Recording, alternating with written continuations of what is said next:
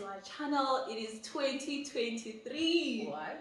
We've made it. What? Oh my goodness. Crazy. Glory to the Almighty. Thank you so very much for gracing us and preserving and sustaining us. It's really not by our own might nor strength, but His amazing love for us. And for that, we are super grateful. Welcome to God and Growth, a channel that is all about fostering a personal relationship with God and encouraging holistic growth through professional expertise and personal experiences. My name is Thubelihle Maduma, and as you can see, Ngihamba with one of the best in the industry. I am so excited. Today we are speaking all things practical when it comes to implementing our New Year's resolutions. We all have plans. Yep. Everybody's like, I'm gonna do this year. I'm reinventing myself. You mean. Right?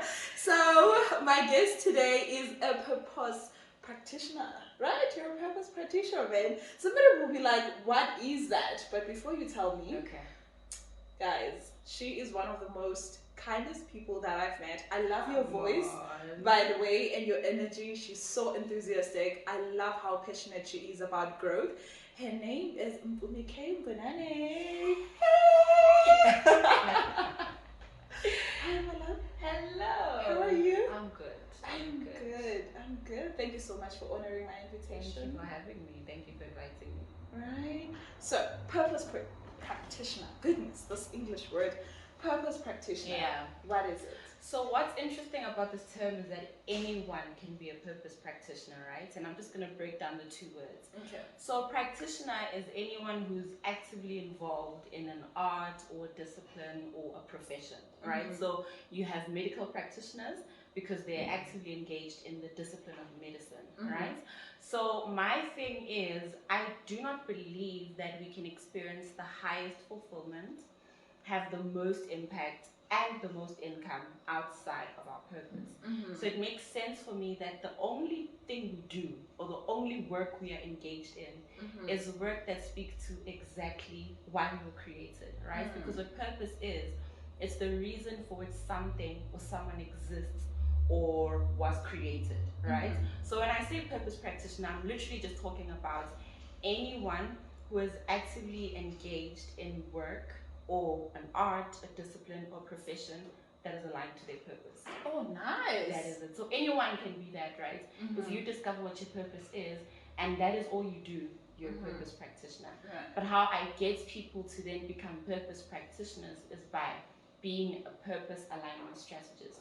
That is essentially, and the people I work with really are people in corporates or corporate professionals who are multi-passionate, and they're just like, what do I do with everything else that I am? Yeah. This place is sucking the life out of me. And I say, no, let's come together, let's do work, or help you get to a place where you actually understand what your purpose is and you align it to a profession that is in line with it. Yeah, so that is what I do, and that is what being a purpose practitioner is. Nice. So yeah, starting off, you help us to discover what our purpose is. Yes.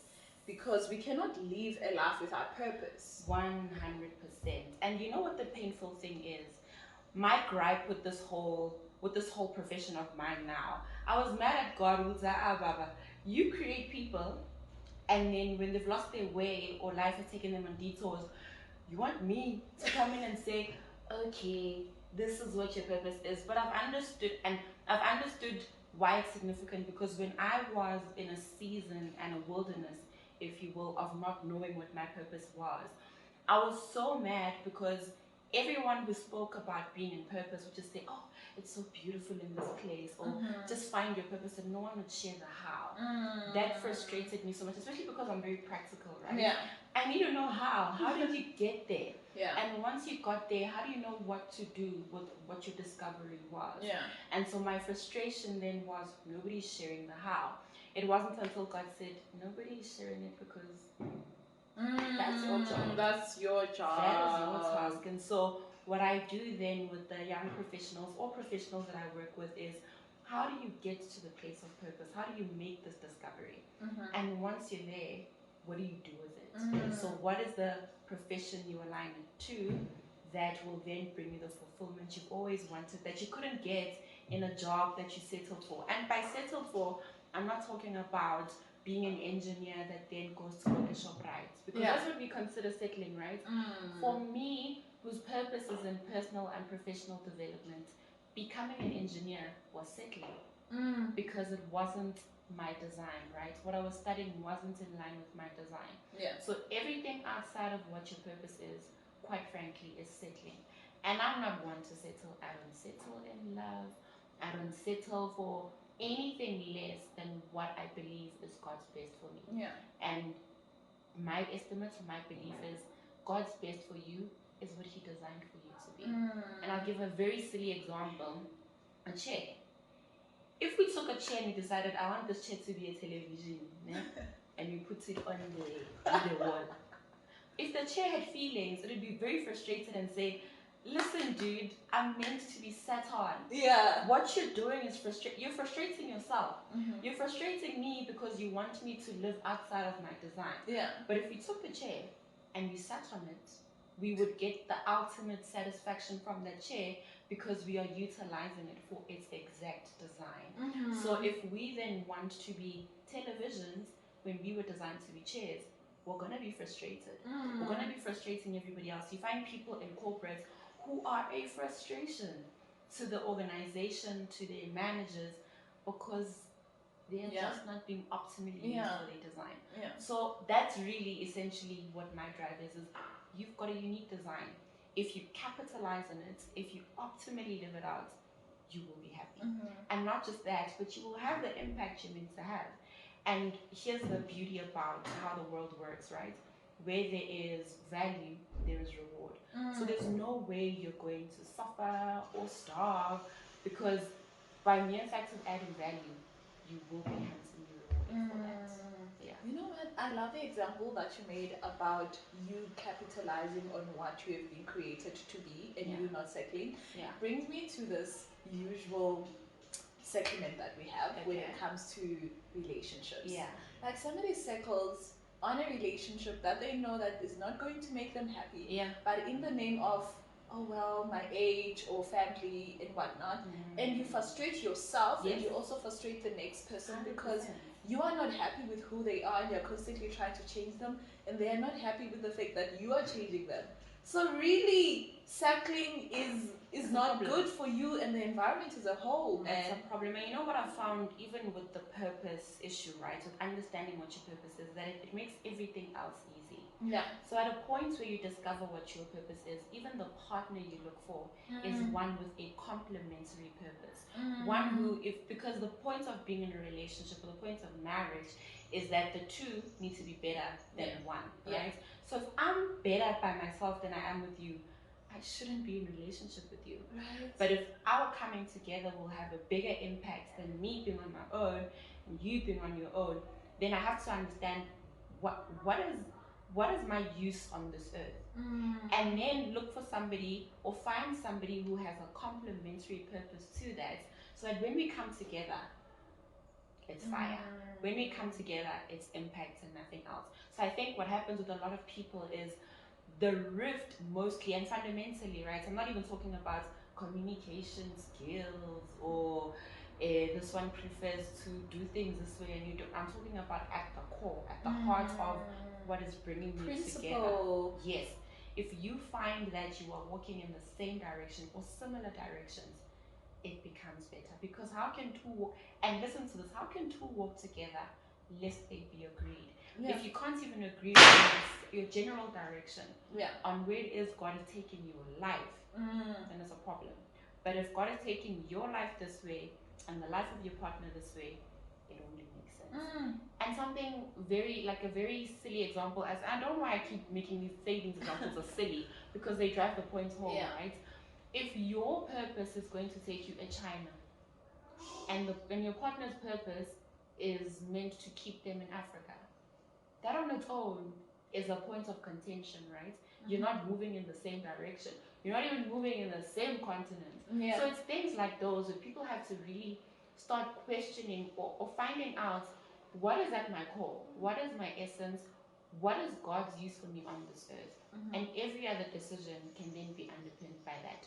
The work you do, the partner you have, the goals you set. Yeah. Everything is underpinned by what is my purpose, or what is the purpose of my life. Yeah. Is there a difference between purpose and the work that you do? Because I've seen most people assume that their careers are their purpose, but from what I'm hearing from you, because you're speaking about purpose in context of relationships also, so there is a difference. What is the difference? So very interesting. It's very interesting to understand the root of words, right? Yeah. Profession. What a profession is you professing something, right? So when I talk about purpose to profession, I'm literally saying, what is the channel or the avenue through which you can profess your purpose? Does it make sense? Because that is what a profession is. You are professing something, whatever it is, right? So the difference is, purpose is the reason or the why, and the profession is the what.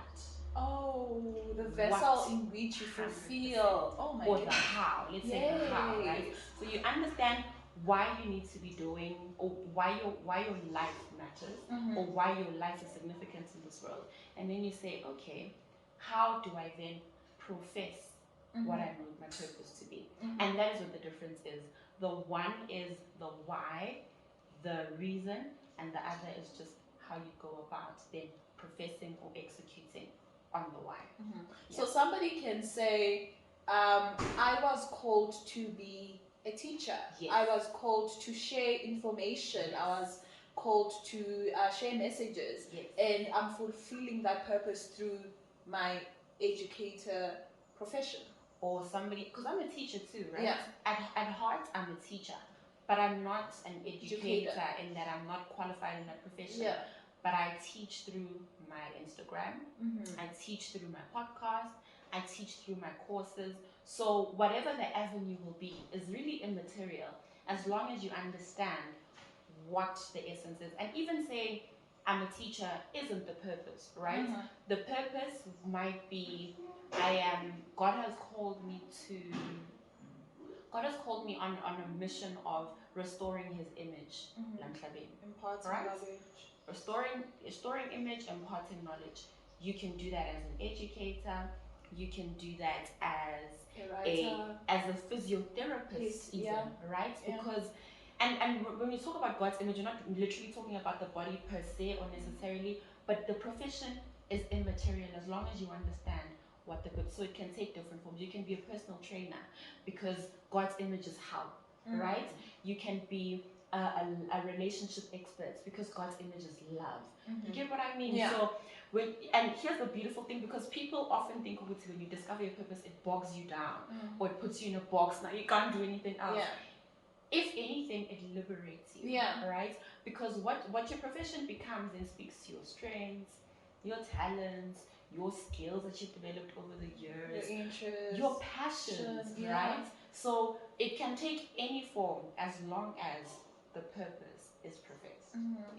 I love that. Like, I love that definition because right now I'm like thinking to myself, really, is there anything I can't do?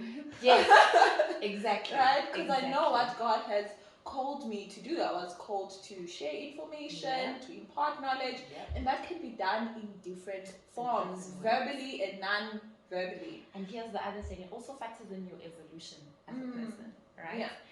I started this work when I was a young professional myself, and my mission was then specifically to young professionals because I could relate to them, or they could relate to me.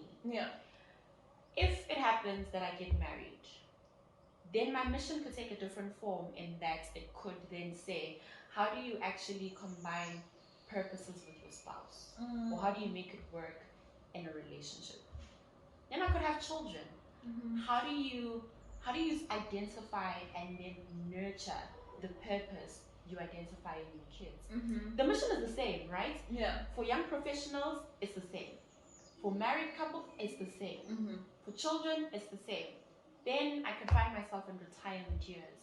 What does it look like to still profess your purpose as a retired person or as someone who's coming to the dusk of their life, right? Or maybe the close of their life. So it is one purpose, but because I'm evolving, because I'm growing, because my context is different, because my experiences are different, it takes a different form. Okay. That is the beauty. You are not bogged down to one thing. And so if somebody comes and says, I'm no longer a writer and I want to be a singer, that is okay. Yeah. That is just a different avenue to profess what that one purpose was. Like the message still goes across, it's just done in a different form. Way. Oh, beautiful. Yeah. So today we are on implementing those goals within our purposes. Everybody has got this goal, whatever it may be. Some want to break up relationships. Some want to enter into one. Yes. Some want to be more healthy. They want to exercise. Some want to start new businesses. Some want to diversify their careers and whatnot.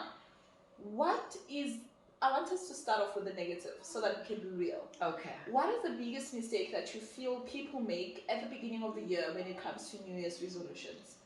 I don't know if people are making any mistakes, eh? Yeah. And I say this because we look down on people who have New Year's resolutions. I know now it's a term that people want to dissolve because New Year's resolutions are a fast, you know. But here's the thing. I don't see anything wrong with people being encouraged by the beginning of something, right? Yeah. Normally, New Year's resolutions come at the beginning of the year, and people get taken by this wind of, oh, it's a new year, and then later down the line, those fizzle out. And we can't say people were wrong for even having those New Year's resolutions. They were taken by the beginning of a new year, and there's nothing wrong with that. Yeah. But I want people to then conscientize themselves to say, when you decide that is the beginning of a new year for you, it is the beginning of a new year for you. Because other people like me, our year starts when our birthdays, or during our birthdays, Yes. right? So on our birthdays, because you realize I am starting a new leg of life, right? For other people, it's the beginning of the year. But literally, if you messed up what you thought your plans were, and you wake up the next day and you say, this is a new year for me, that is exactly what it is. Because in essence, it is the start of another 365 days, whenever you decide. Yeah. So I don't think there's a mistake in people setting New Year's resolutions. That's good. People need to do it. Yeah. And I think it's similar to the whole idea of Christmas, right? Yeah. We know that Jesus wasn't born on the 25th of December. Yeah. But I celebrate Christmas. And the reason I do is because I cannot be mad at a point in time where the Christian community across the whole globe is remembering or recognizing the birth of our Savior. That is a huge feat, right? The world stopping to think, yo, there was a baby in a manger, and that baby is going to deliver all of us from sin. I'm not mad at that. Hey, let's all celebrate it. Yeah. But the day is contentious because that wasn't the day. But it's fine. The principle is we're celebrating the birth of our Lord Jesus Christ. So even with New Year's resolutions, it's okay. If you are encouraged by the start of a new year, that is fine. Right. But we need to also just think, Uti, when you decide that a year begins, it begins. Which is the biggest fundamental thing that I think everyone then does. Yeah. So I want to give us a simple formula that will solve all our goal setting problems. All our goal setting problems. If you didn't have a pen or a pencil during this time, this is the moment. Please, this is the moment to do so. This formula will solve all our goal setting problems. The formula is be, do, have. Okay. So the mistake that people make, the mistake that all of us make at some point is that we set goals around things we want to have. I want to have a big house. Okay? I want to have a good relationship. I want to have a good body. Yeah. And that is problematic in that unless you do the things that will make you have those things, you won't get them. Yeah. But unless you become the person that it makes sense for you to do the things, you will not have the things. So now let's talk about I want to be in a good relationship. Yeah. That is what you want to have, right? What you then need to think is what constitutes a good relationship, in that what are the things that I need to do that will foster a good relationship? Yeah.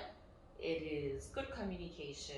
It is what are the things that make a good relationship? Honesty. It is honesty. Yeah. And all these things, right? Yeah. All these things. Then you need to list these are the things that I need to do in order to have a healthy relationship.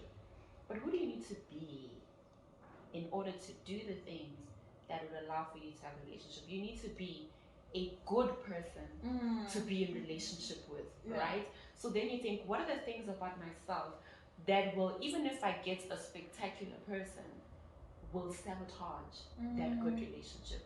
Maybe you might find I haven't dealt with my past traumas, my childhood traumas. Yeah. So I need to be a healed and whole person. Yeah.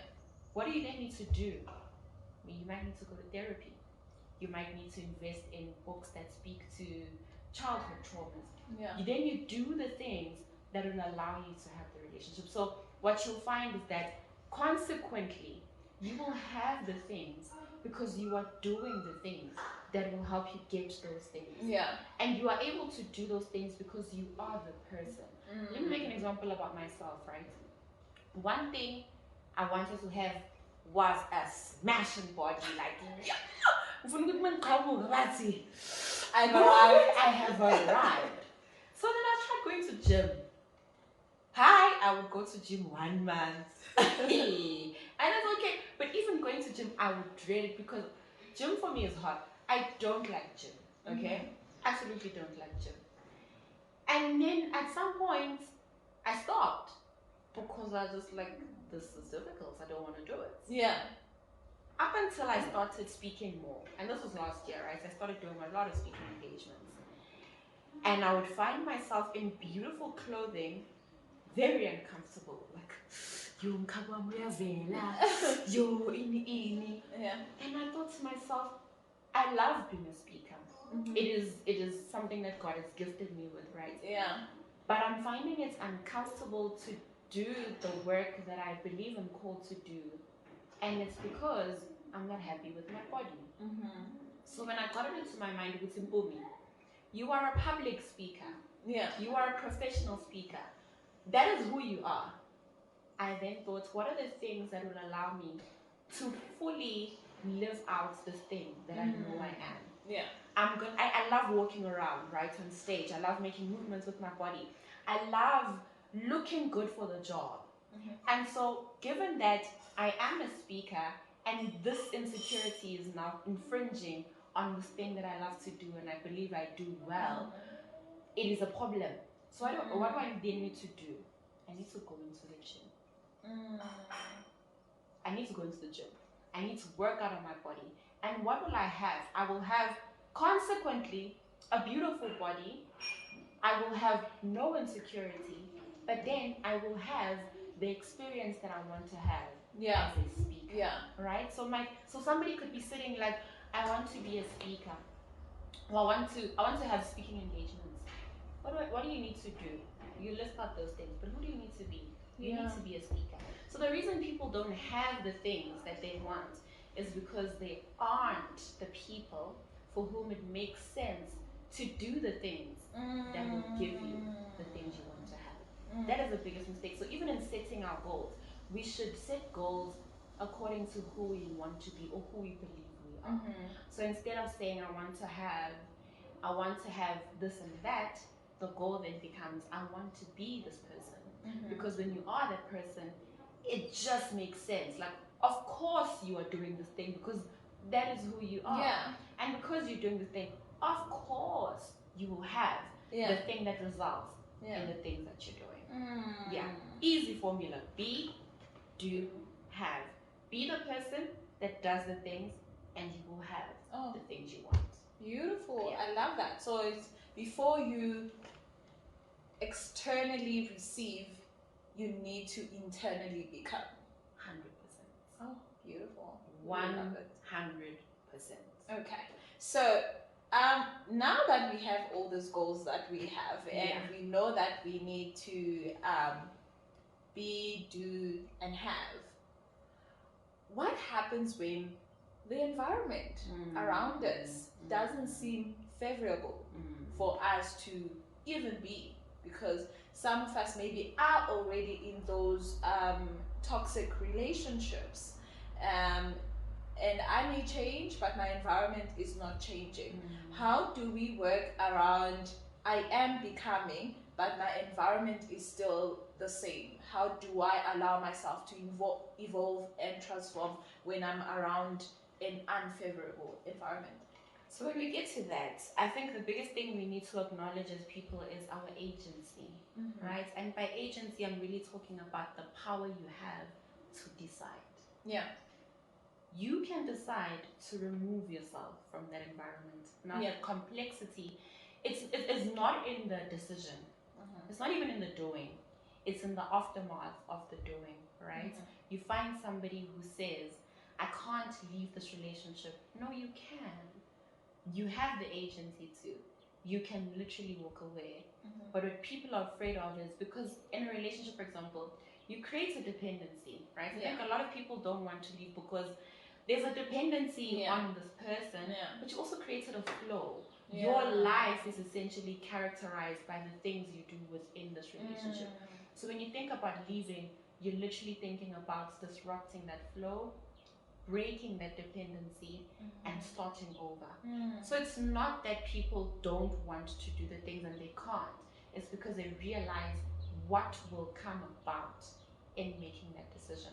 So when the environment is not favorable, remember that you've got the agency to change that environment. You can literally create your reality. And this is something that a lot of people don't want to accept. And in doing this, they relinquish their own power, right? You relinquish your power to make that decision. You relinquish your power to have what you want.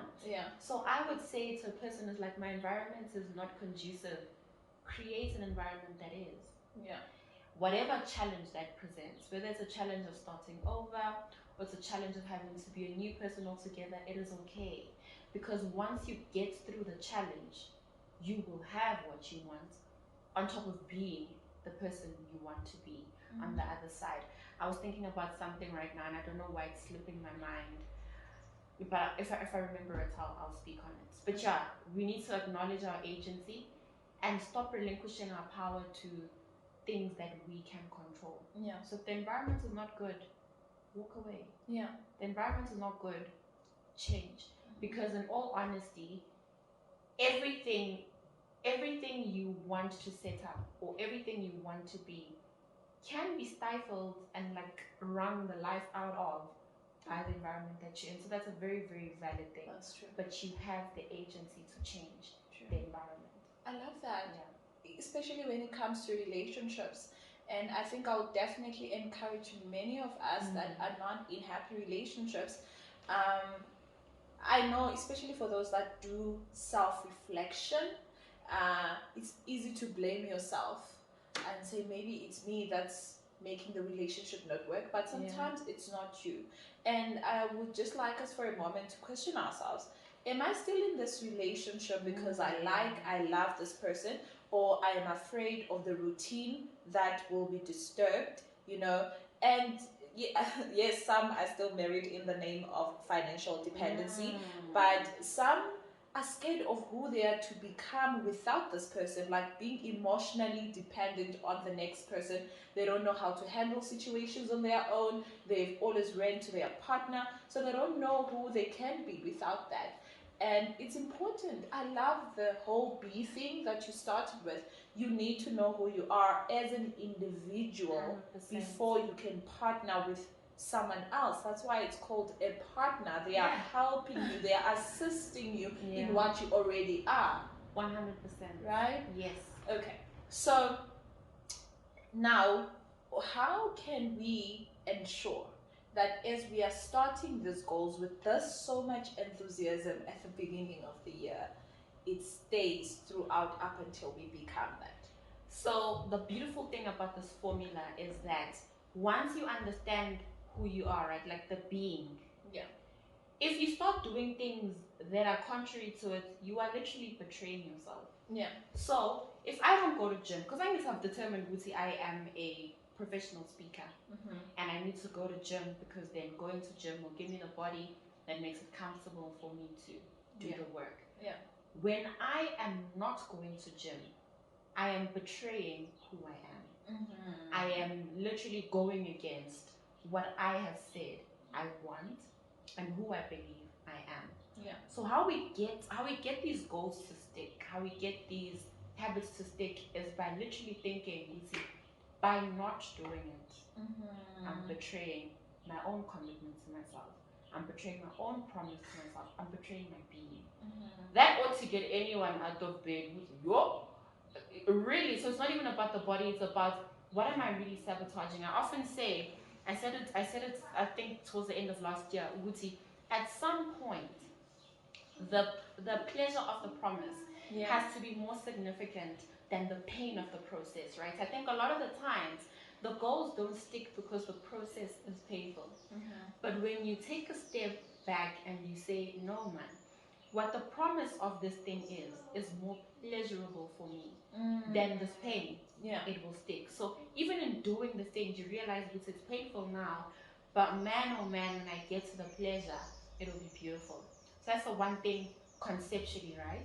But on a more practical level, two things I think will help. One is accountability, and two will be reward. And they have to work hand in hand. Because if there's accountability but no reward, you're gonna begrudge the process. You probably run away from your accountability.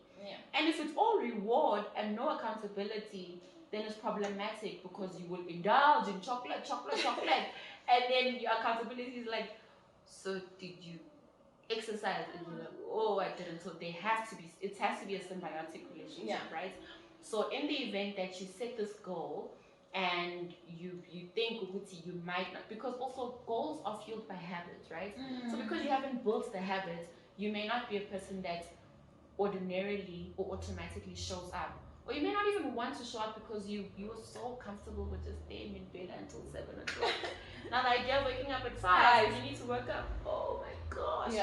But if you have accountability, somebody will wake up at 5 with you, whether they wake up at 5 as well, or it's just to check on you to say Thubelihle and then go to bed.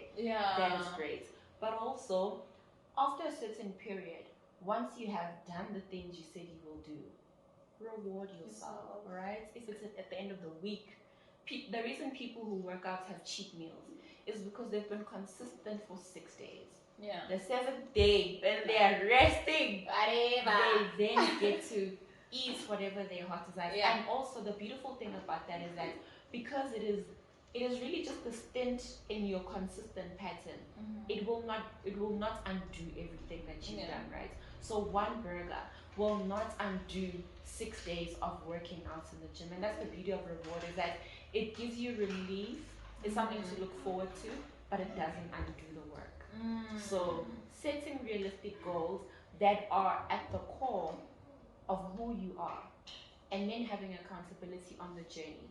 But after you've taken a couple of steps, or I've gone through a couple of milestones, rewarding yourself, right? It does something to our psyche, right? Because even as you do the things, you're just like, instead of saying, yo, I need to do this thing for 5 more days, you're saying to yourself, I've got 5 more days to the reward. I've got 4 more days to the reward.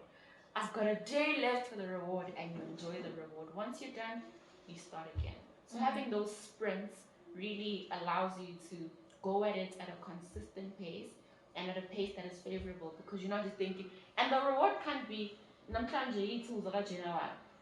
the reward is in December. You're gonna get fatigued. You're gonna hate it. But if the reward is at the end of the week, at the end of the month, at the end of the quarter, you know what you're working towards. Oh, beautiful. I would say think it, do it. When you procrastinate, it's not going to happen. Like if you know that you're supposed to wake up at 5 o'clock so that you can exercise, then have your devotion, have your breakfast, and then go to work. When the alarm goes on, don't snooze it. The minute you snooze, like your whole energy and your vibe and your rhythm, it's gone. What I have done. You continue. So I think I read a quote long ago that says, if you know how people snooze for 1 hour, 30 minutes, whatever. What happens is when you give yourself that 1 hour in the beginning of the day, you spend the whole day chasing after that hour. Yes. That's how it happens, right? The entire day you're chasing these 30 minutes that you spent on your bed. So it's really not worth it. Yeah. You don't want to spend your entire day trying to catch up. Like, so do the things that you're supposed to do at the time that you need to do them, so that you can even have time to rest. When you have 5 things that you need to complete on the day, like, make sure that you complete them. Understandably so, there will be disruptions, there will be distractions, but let them be external things that you couldn't control. Yes. Nothing that had to do with you procrastinating, that had to do with you putting things off, that had to do with you making some sort of an excuse. So back to the whole alarm thing, what I've done with me is I put my phone very far from the bed, so that when it goes on, I have to stand up to go take it out. And trust me, going from where the bed is to the phone, then coming back is a lot of work. So I might as well just, wake up. And you've broken your sleep, right? Exactly. So it will take you longer to fall asleep than it will to just do the things you said you do anyway. True. Yeah. And I love the first point that you mentioned about setting goals that are at the core of who you are and who you'd like to become.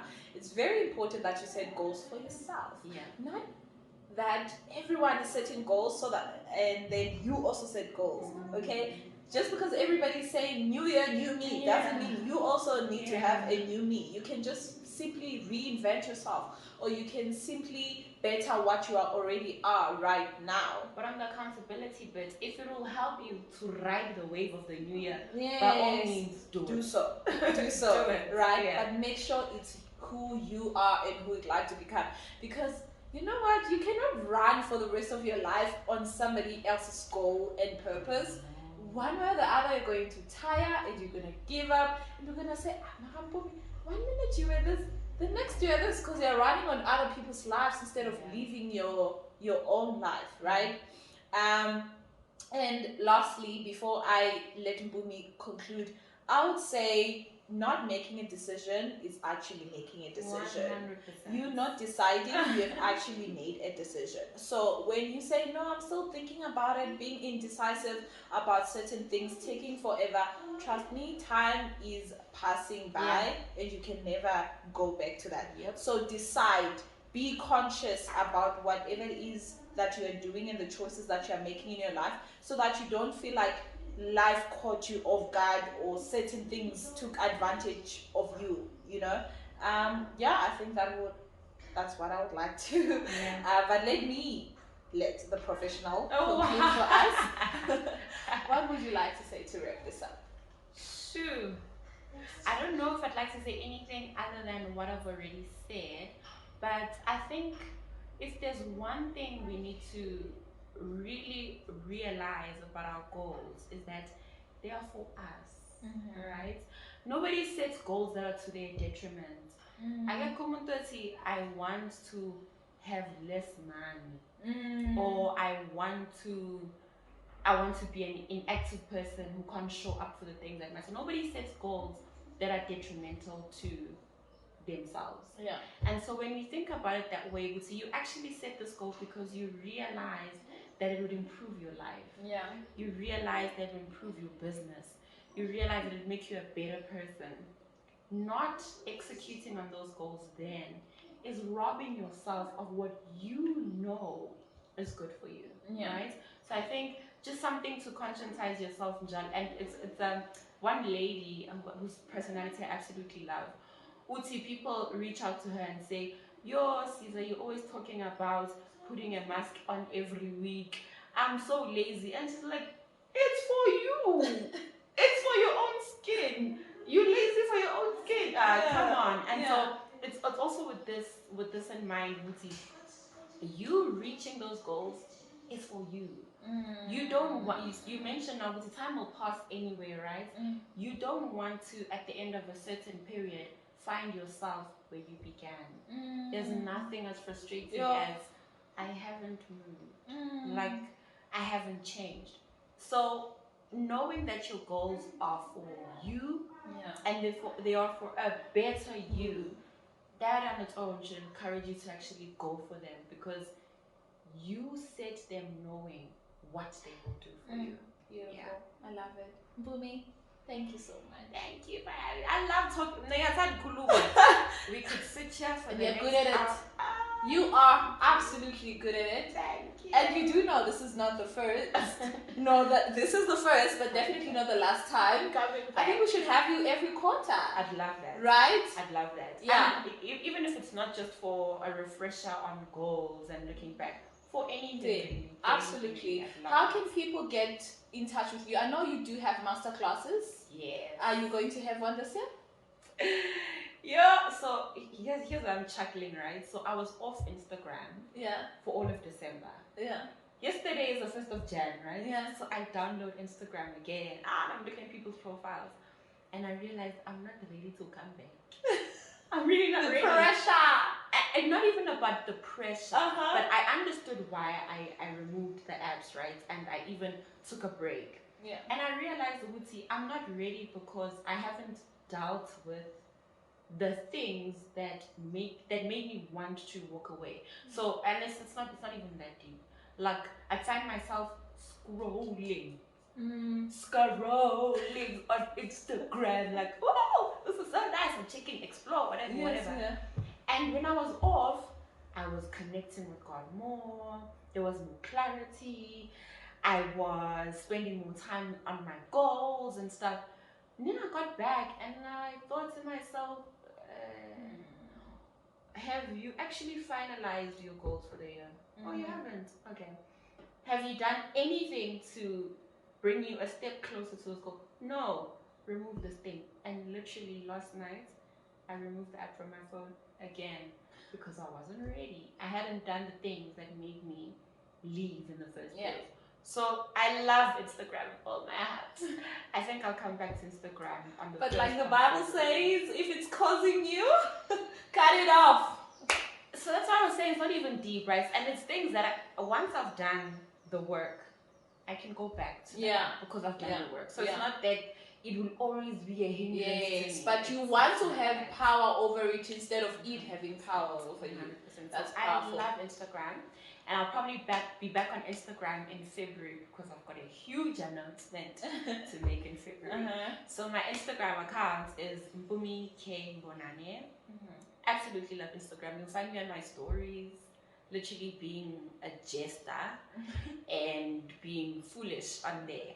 But the feed is more serious, right? So if people didn't look at my feed, at my stories, and all they went for was my feed, they think, oh, she's so serious. No, I'm very balanced. I will feed your soul on the feed, and then the stories, I'm going to tell you stories, and we're going to have a good time. That's beautiful. So that is my Instagram. And then on LinkedIn, I am Thubelihle Maduma. Those are my two primary apps, right? Those are two primary social media accounts. And then I'm revising my YouTube channel, Mpumi K Mbonane. It's gonna have Please subscribe. things in there. It's gonna have vlogs because also the thing about being a purpose practitioner, right, is that you have the things because you are the person. And what I want to highlight is just the journey of being a purpose practitioner, but also what the journey allows you to then experience, right? So I'll go on these experiences or have these experiences, and I want to bring you along because I do want you to see the value of being a purpose practitioner. So there'll be vlogs, there'll be sit-down conversations like this because again, I love to talk and I think about things very deeply. And sometimes they end up on my journal. So now I want to take my journal to the world, and that is what you'll experience. I'm not too sure about my podcast. It's fine. So Mpumi K Mbonane on Instagram, Thubelihle Maduma if you want to be more professional on LinkedIn, and then definitely YouTube, Mpumi K Mbonane. Love it. That's perfect. Mpumi, thank you so very much for coming, my love. Appreciate it. Thank you for asking me to come. Alright, thank you so much.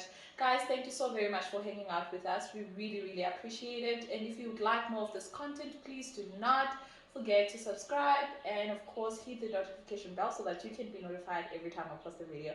I'd like for you to comment below on the description box so that you can let us know, about this whole thing, like, share, and let the others also have an experience. Thank you so very much. Until next time, take care. God bless.